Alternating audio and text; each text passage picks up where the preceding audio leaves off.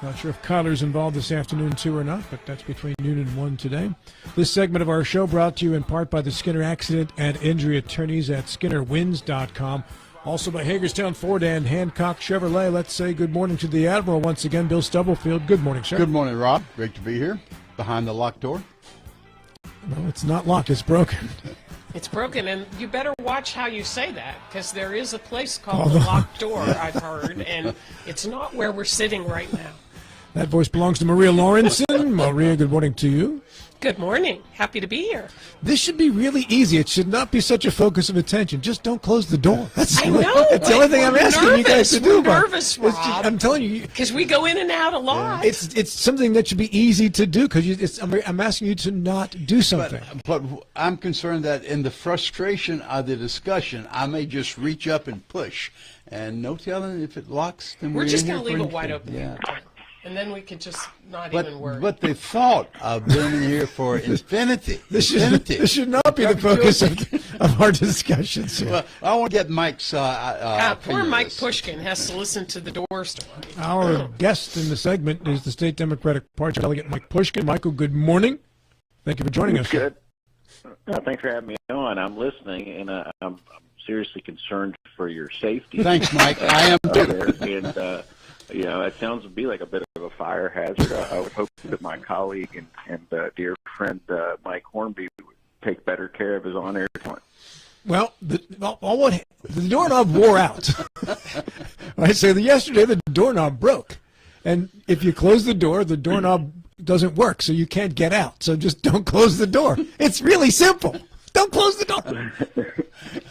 Did you learn this from experience yesterday? There's a big sign on the door that says, don't close the door. But Rob's extended this analogy. The doorknob's worn out. He's also saying some of his co-hosts are worn out as well.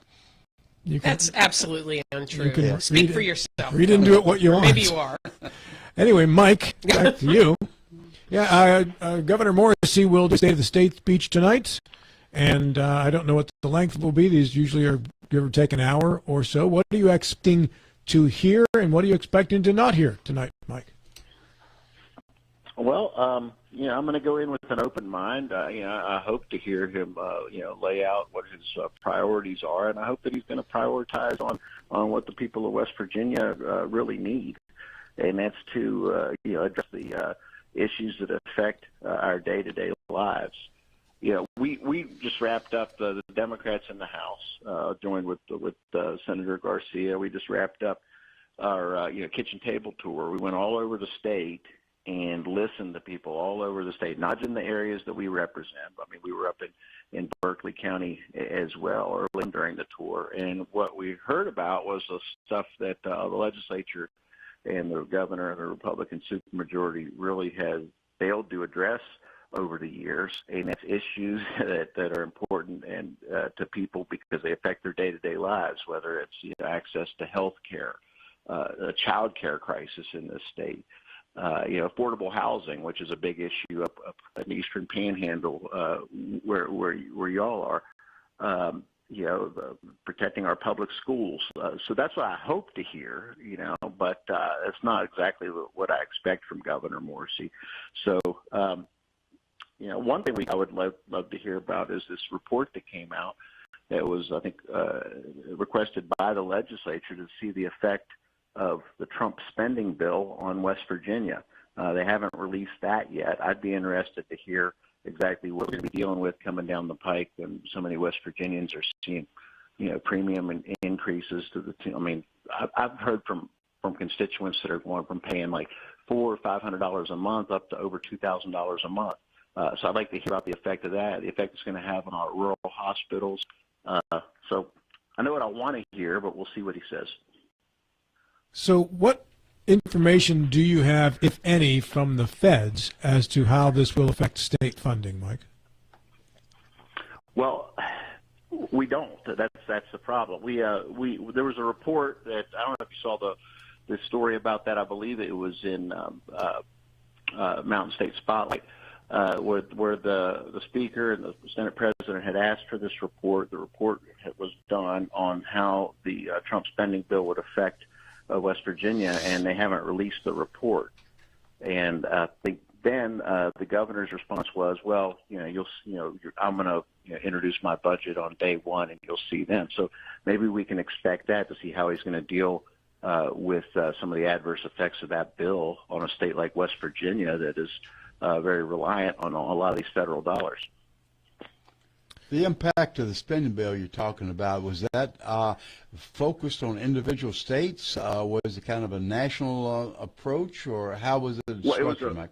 There was a study done by West Virginia. Okay. It was requested by the Speaker and the Senate President, from what I understand. A couple sessions ago, they really gutted the office of the legislative auditor, which used to act independently and no longer does after that bill that just barely passed the Senate got through. It was fairly controversial at the time, but I think we would have more information if we actually had a robust independent legislative auditor's office, but we don't have that. So I think if it was good news, if there was good news in that report, they would have already dropped the balloons and the confetti over at the Culture Center celebrating it. We would have heard about it, but because it's not good news, they're keeping it to themselves. Is there any state requirement, statute requirement that it released, or is this strictly under the purview of the governor?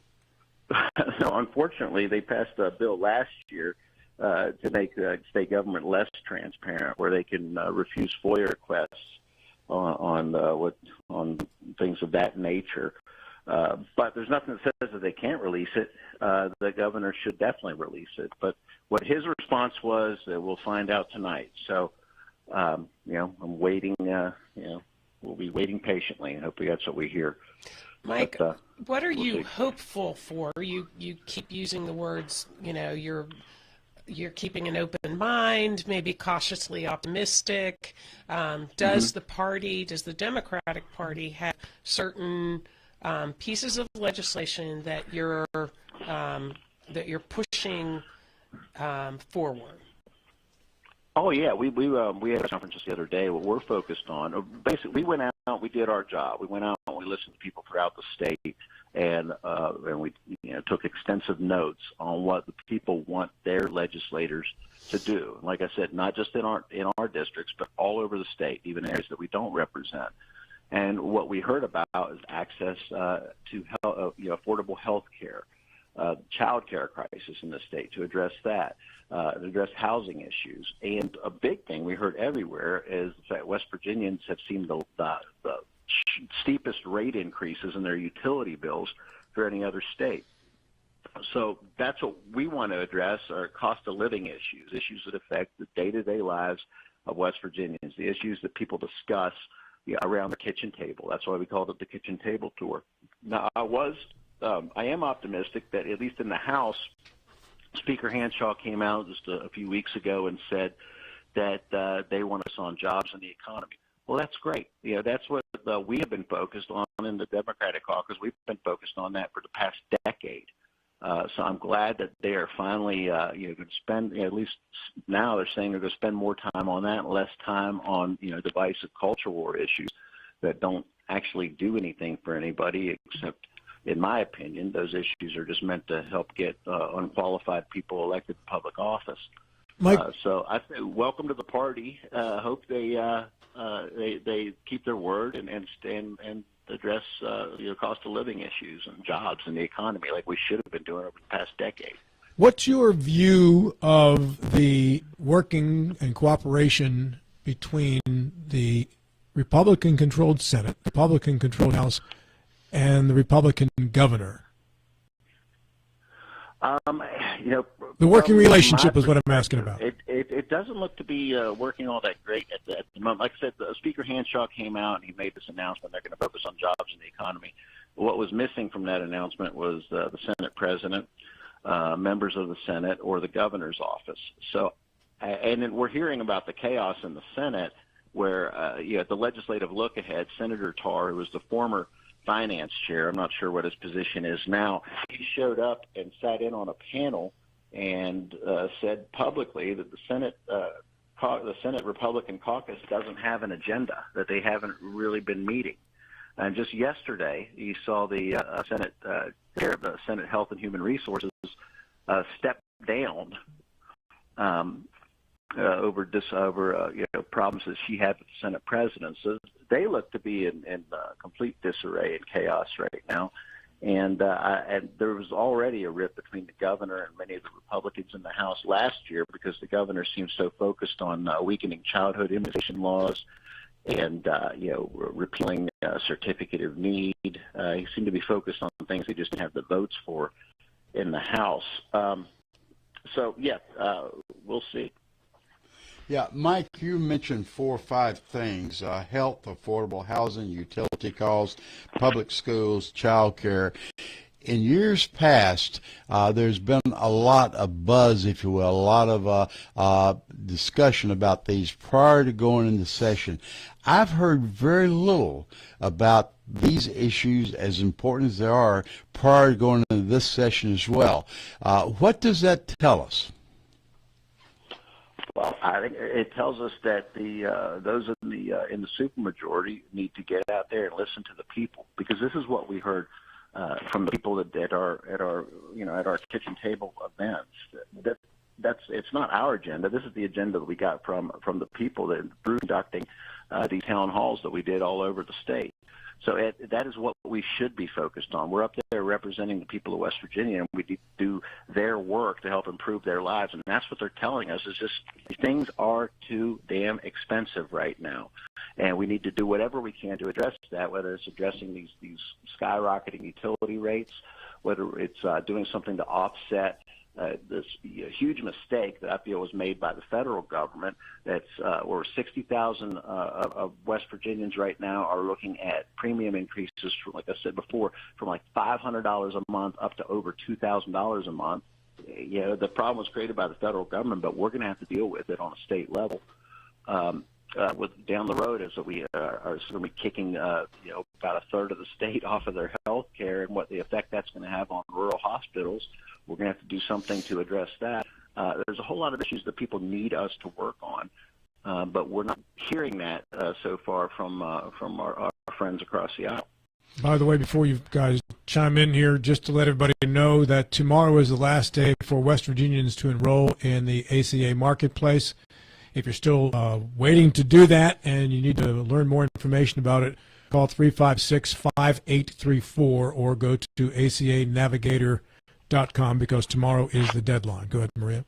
No, I was just going to ask then, Mike, so from a local perspective, Eastern Panhandle perspective, we've heard our delegation talk about, well, we don't use the words locality pay now, cost of living adjustments.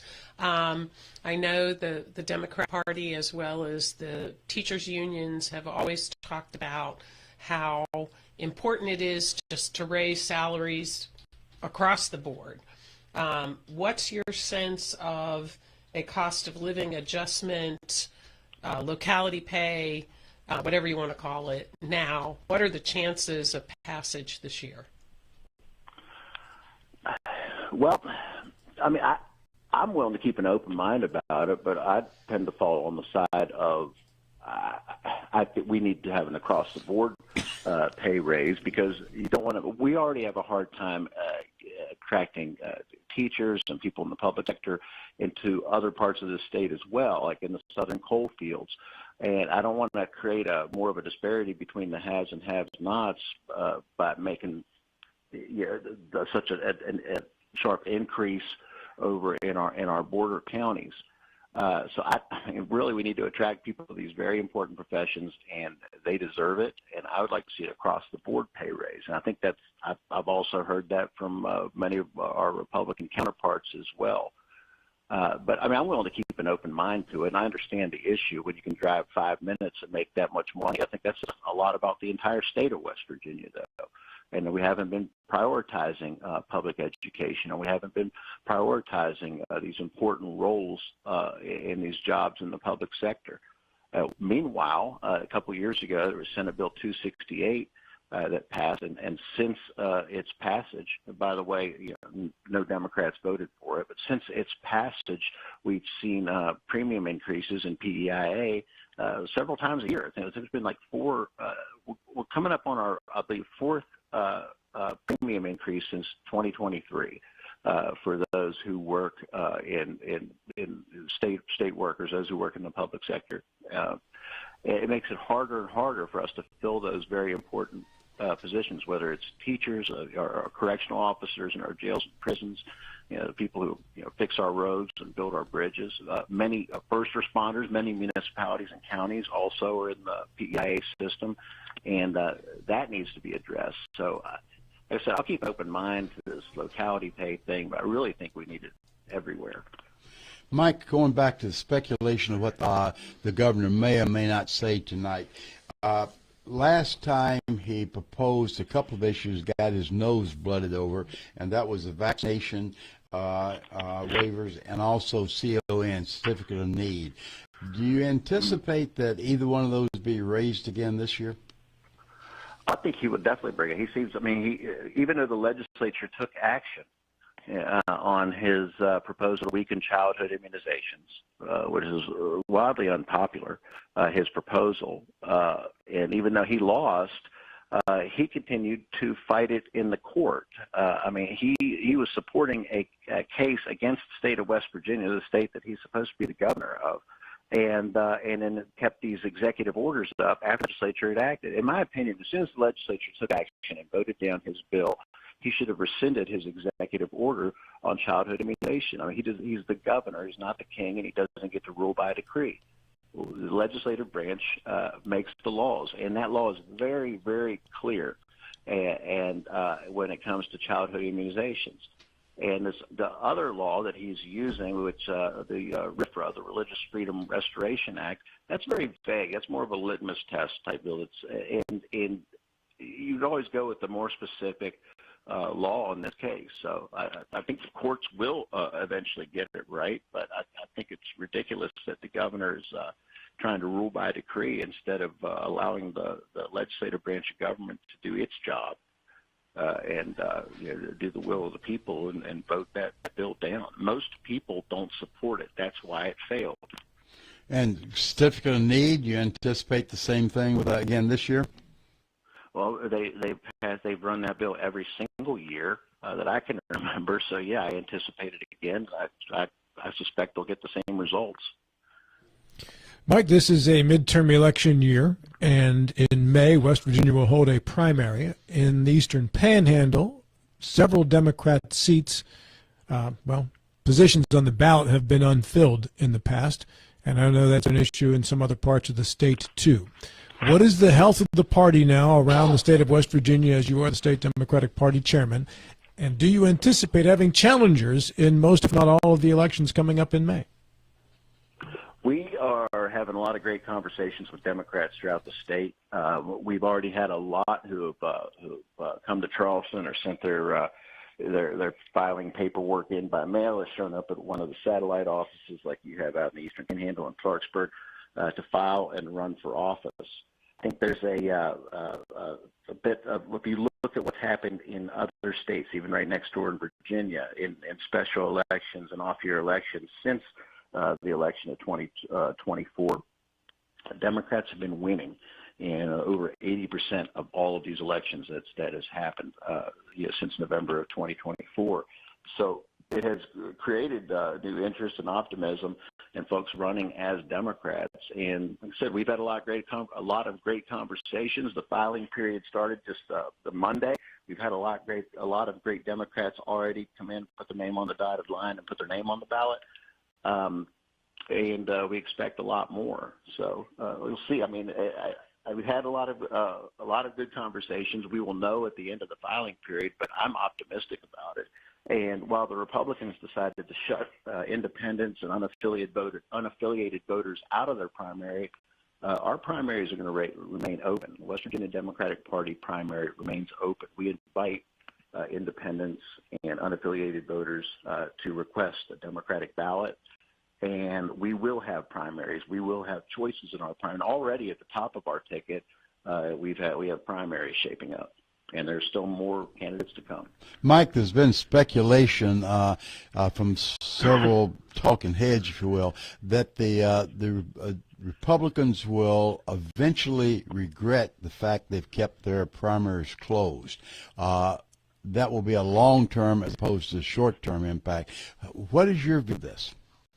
I think it's going to be a short-term impact, and I've already heard from a lot of my colleagues who already regret the decision. And they, I believe yesterday at an event down in Charleston, Speaker Hanshaw referred to this decision by their executive committee as an extraordinary mistake. His words, an extraordinary mistake. I think it's a mistake too, but far be it for me to interrupt them while they're making a big mistake.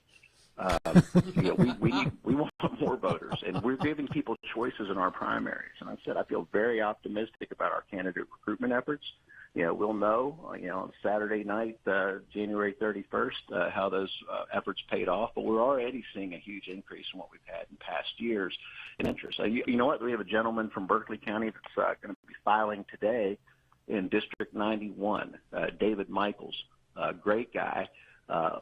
Very qualified for the job. He will actually show up for work, unlike the current occupant of that seat, who was appointed and, in my opinion, embarrassed Berkeley County, embarrassed himself, and embarrassed the House of Delegates when he was, posting some anti-Semitic rant on Instagram. So, you know what, West Virginia, we could do better, and we will do better, and we're going to give voters choices, and I feel good about it. And for the record, that delegate is Ian Masters. He is denied posting that information. Just to be clear on that. I said that for the record, that is Delegate Ian Masters is denied being the person who posted that information. But my understanding is also that he won't be running for election. He gave an old cell phone to a homeless associate of his, and that's the person that made the anti-Semitic remark on Instagram. But I think we all find that story to be incredibly unbelievable. Just stating from the facts. There was no investigation into it. So, yeah, I don't think anybody actually believes that story, including Ian. Pat McGeehan did investigate it. Yeah, I heard his interview on your show when he was on. It was a pretty interesting interview. Mike, are you running for re-election? I didn't check before the interview. I am, I haven't filed yet. I'm still really weighing a few options. Yeah, most likely I will be running for re-election. And how long does your term as state party chair last?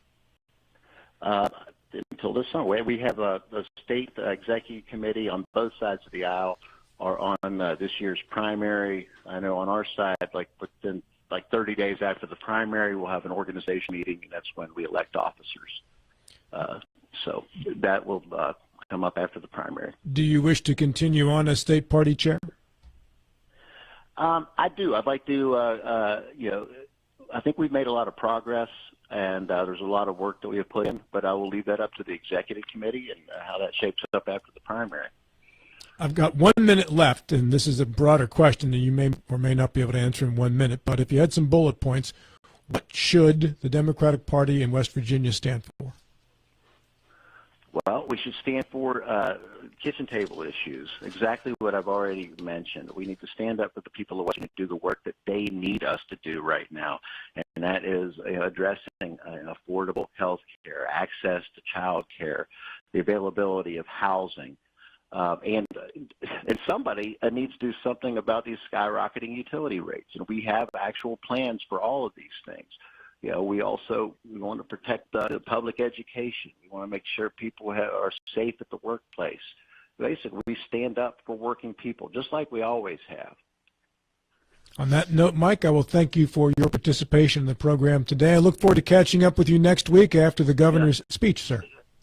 Sure, I'd love to kind of make one plug before I go. Yeah, please. If you're out there, if you ever thought of running for office as a Democrat, this is going to be a very good year for us. So if you go to wvdemocrats.com/run, wvdemocrats.com/run, contact us. We have until the end of the month. Let's get good Democrats on the ballot and give the people of West Virginia the choices that they deserve.